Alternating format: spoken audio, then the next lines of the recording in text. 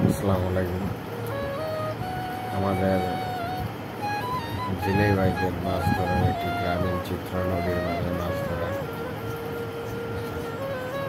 তারা দৈনিক কত পরিশ্রম করে আমরা হয়তো নিজের চোখে না দেখে বিশ্বাস করতে পারবো না। তাদের এখানে ইটবালুর ব্যবসায়িক কেন্দ্র, নদীর পাড়। জেলে ভাইরা প্রথম ট্রলারে মাছ জাল ফেলে তারপরে আস্তে আস্তে কিনারায় নিয়ে এসে এটা কয়েকজনের পরিশ্রমের মাধ্যমে ট্রেনে তুলে তারপরে মাছ বাছাই করে বাছাই রাখি। আমরা দেখতে পাচ্ছি একজন লোক মাছ জাল টানছে, অনেকে এখানে জালগুলা ট্রেনে কাছে আনছে মাছ বাছাই করার জন্য নদীর মাঝে।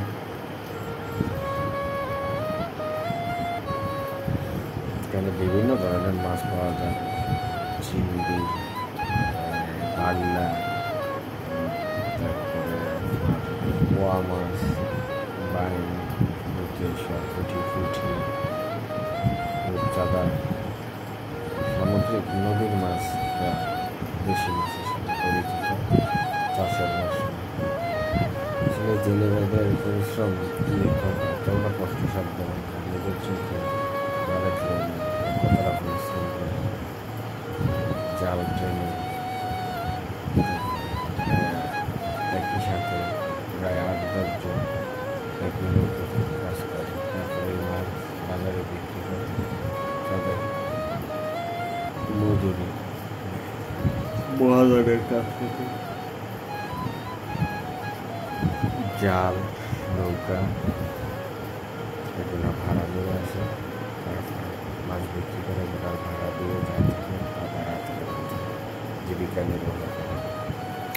আসলে জেলেবাদের জীবন সত্যি কষ্ট, কি শীত, কি বর্ষা, কি রৌদ্র, তারপরে তাদের মাছ ধরতেই হয়।